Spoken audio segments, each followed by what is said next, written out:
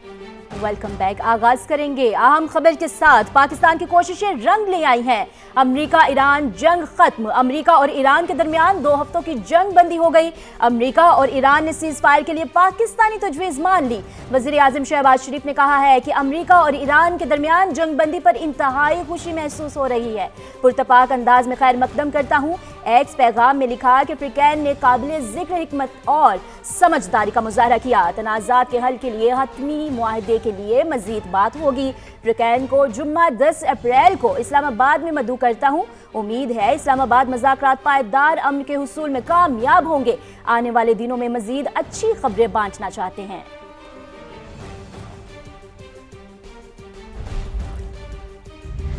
अब अहम अपडेट ये भी कि वफाकी काबीना का इजलास आज वजीर आजम शहबाज शरीफ की सदारत में होगा। खित्ते में बढ़ती कशीदगी और सिक्योरिटी सूरत हाल पर काबीना को ब्रीफिंग दी जाएगी।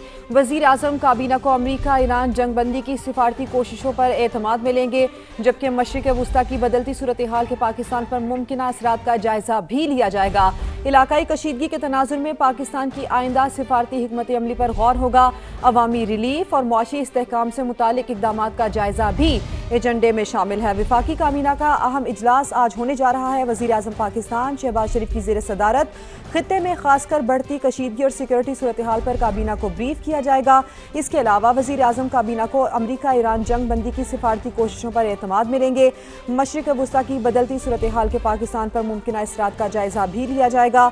इलाकाई कशीदगी के तनाजुर में पाकिस्तान की आइंदा सिफारत हिकमत अमली पर भी गौर किया जाएगा। अवामी रिलीफ और मुआशी इस्तेहकाम से मुतालिक इकदाम का जायजा भी एजेंडे में शामिल है। तो इसी पर बात कर लेते हैं। नगमाना हाशमी साबिक सफ़ीर हमारे साथ मौजूद हैं। बहुत शुक्रिया समा को आपने वक्त दिया। नगमाना साहिबा, पूरी सिचुएशन आपके सामने है। 2 हरीफ जो बात करने के लिए तैयार नहीं थे, पाकिस्तान की सालसी ने उन्हें टेबल टॉक पर मजबूर कर दिया है और बाकायदा तौर पर एक पॉजिटिव रिस्पॉन्स देखा जा रहा है पूरी दुनिया की जानिब से। क्या कहेंगे इस पर आप? सबसे पहले तो शुक्रिया, आपने मुझे अपने प्रोग्राम में मदऊ किया। और उसके बाद जितना भी शुक्र अदा किया जाए वो कम है कि पाकिस्तान को अल्लाह ने इतनी इज्जत इस वक्त दी है कि हमारी बहुत ही मजबूत पॉलिटिकल, मिलिट्री और डिप्लोमेटिक लीडरशिप ने वो कर दिखाया जो सारी दुनिया नहीं कर पाई। तो ये इसके सबको मुबारक हो और हमें बहुत कॉम्प्लीमेंट करना चाहिए तमाम उन लोगों को जो इसमें शामिल हैं। हैविंग सेड दैट, ये अच्छी खबर है कि 2 हफ्ते के लिए ये सीज फायर हुआ है और इससे अब बातचीत का सिलसिला जो है उसके लिए रास्ता हमवार हुआ है। अब लेट अस होप के जो 10 तारीख को मुज़ाकरात शुरू हो रहे हैं और जो 10 पॉइंट्स इस वक्त सामने हैं जो डिस्कस किए जाएंगे, उन पे बहुत खुल के, बहुत अच्छे तरीके से पाकिस्तान की मीडिएशन में बातचीत आगे को बढ़े और कोई लॉन्ग टर्म जो है वो एग्रीमेंट हो जिसमें ईरान की जो सिक्योरिटी है, ईरान की टेरिटोरियल इंटेग्रिटी है, ईरान का जो राइट है टू एनरिच्ड यूरेनियम जो एनपीटी के अंदर उन्हें हक है, वो तमाम खित्ते के जो ममालिक हैं उनकी सॉवरेनिटी और टेरिटोरियल इंटेग्रिटी और इस बात का बहुत वाटर टाइट वो होनी चाहिए गारंटीज के इस किस्म की नाजायज बिला वजह जारियत जो है वो किसी मुल्क पे करना ठीक नहीं है और ईरान के ऊपर दोबारा इस किस्म का कोई हमला जो है वो नहीं किया जाएगा। और अगर किया जाएगा तो फिर आपने देख लिया कि ईरान साहिबा, ये तो एक मुआहिदा है ना जिसमें 10 निकाती तजावीज़ पेश की गई हैं। इस पर अभी मजीद टेबल टॉक होगी, मजीद मुज़ाकरात होंगे। सीनियर नायब सदर FPCCI साकिब फैयाज साहब भी हमारे साथ मौजूद हैं, उनको भी शामिल गुफ्तगू करते हैं। साकिब फैयाज साहब, इस सीज़ फायर के साथ ही मार्केट से अच्छी खबरें आना शुरू हो गई हैं और उम्मीद है हमें कि मैशत में, आलमी मैशत और पाकिस्तान की मैशत में भी इससे बेहतरी आएगी। सबसे पहले तो आपका ये कॉमेंट चाहिए कि सिफारती लिहाज से पूरी दुनिया पाकिस्तान की मौतरफ है, कितनी बड़ी सिफारती कामयाबी है ये पाकिस्तान की और इसके आगे क्या इम्पैक्ट होंगे, क्या कॉन्सिक्वेंसेस सामने आएंगे? आपका बहुत बहुत शुक्रिया सबसे पहले कि आपने मुझे इसमें अपना इज़हार ख्याल का मौका दिया।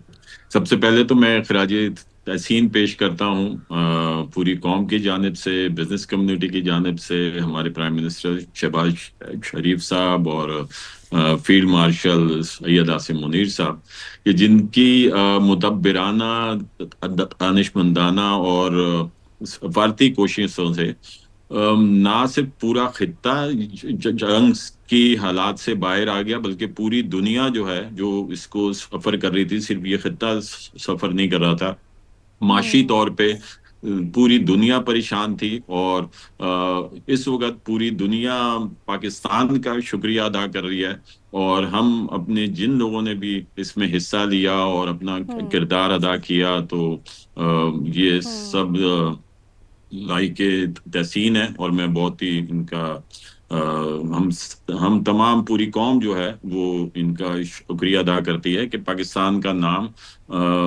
हमारा सर फख्र से बुलंद कर दिया। जहां तक इकनॉमी, अब क्योंकि ये जो बेसिकली जब ये जंग शुरू हुई थी तो माशी तौर पे काफी मुश्किलात इस खित्ते में और पाकिस्तान को भी आ गई थी।